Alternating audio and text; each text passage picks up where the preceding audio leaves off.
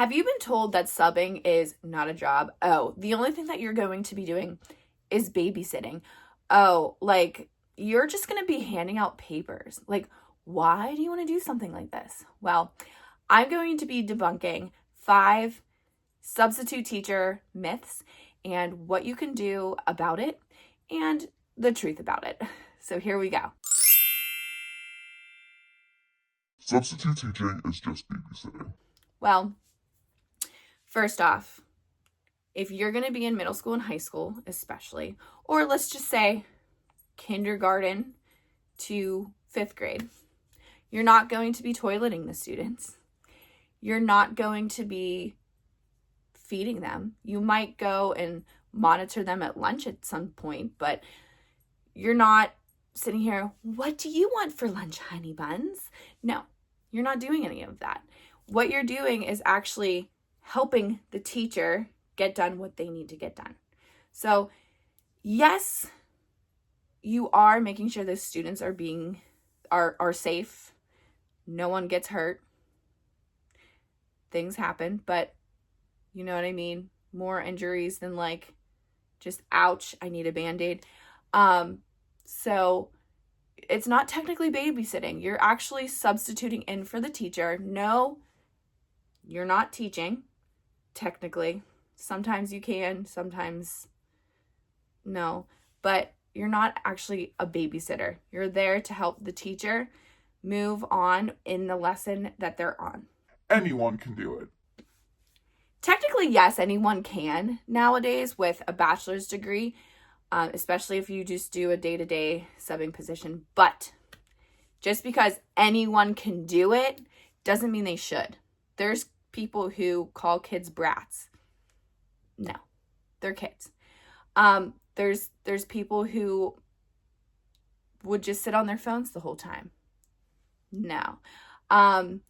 They're just going to complain the whole time, or they're going to want the students to be so well behaved, and then they're just going to make everything go against them. So no, not everyone can do it. It takes a special person to work with kids, whether you are a substitute teacher, whether you are a teacher, whether you're a preschool teacher, whether you're a principal, like whatever it is, working with kids is like a calling. So not everyone can do this job. There's no career value in subbing. So this one, yes, you can. Now, so this one really depends on how or what you want. So for example, if you are someone with a bachelor's degree and you're like, yeah, like I thought about subbing and you really enjoy it and you're like, you know what, I actually want to get my teaching certification. You can do that. Or you can take long-term substitute teaching positions to see if you really do want to be a teacher. You can move up the ladder at any time. No, the money is, you're still low on the totem pole, which is unfortunate, but that doesn't mean that you can't move up. Any job that you have, you can move up the ladder. So as long as you ask the school district, you ask your state board of education, and you say, hey, how do I go about getting my teaching certification or principal certification, whatever it is that you're like, oh, I want to try that. Go ahead, ask, and you can do. There really is no limit. Substitute teachers don't really teach. They just hand out worksheets.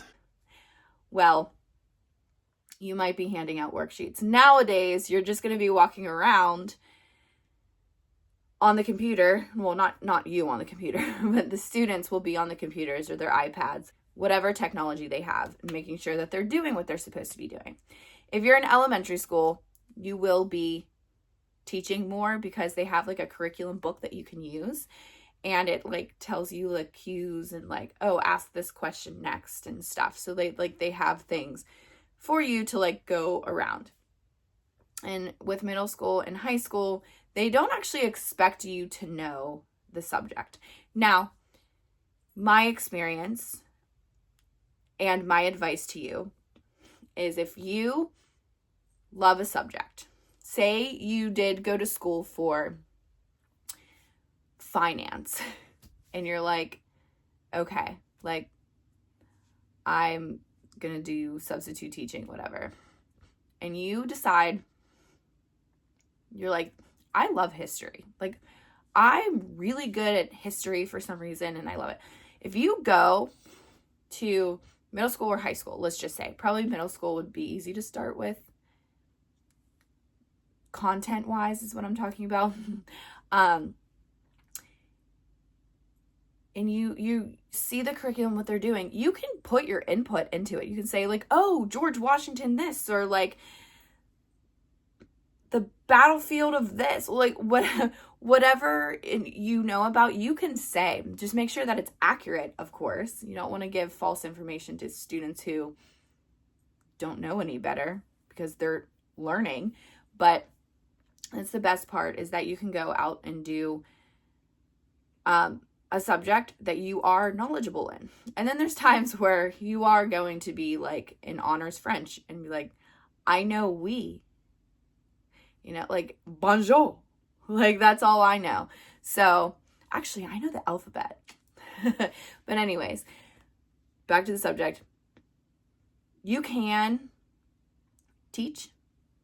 Again, elementary, they do teach. And then if you did go to school for any subject of teaching, I forgot what I was talking about, you can actually teach it. So, and what I would do is let the other teachers know. So for example, and I've said this several times on here, you're probably like, okay, but I am certified in health and physical education. Before I got my health and physical education job where I subbed, I told them right off the bat, I'm a certified health and phys ed teacher, or I'm certified to do this, whatever. And I told the main person, they call them like the chair, head of department. And I was with him a lot. And I actually went to my alma mater, which probably also helped. But with that, they took me under my wing. They took me under their wing, rather.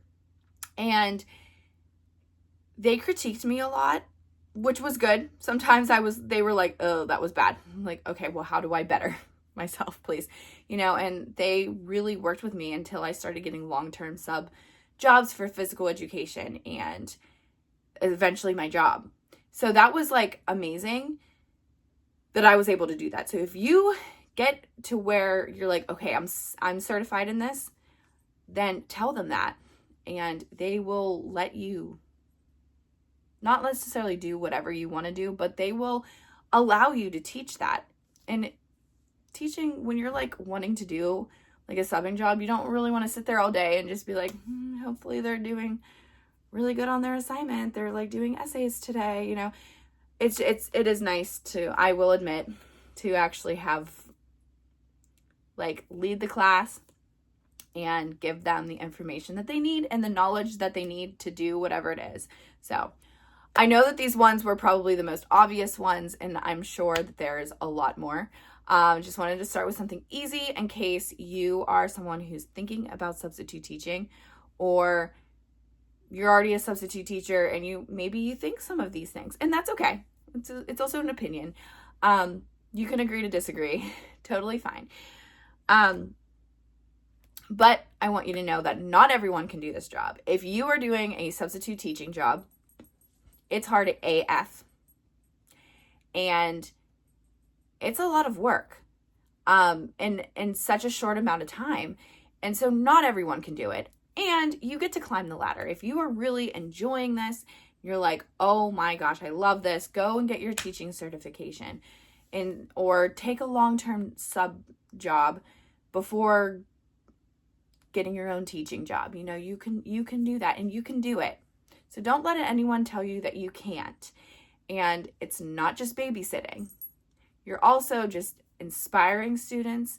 You're making them feel safe within the classroom, and you're keeping them safer by you being there and by being a good person. You are a difference maker. I believe in you, and I'll see you in this video.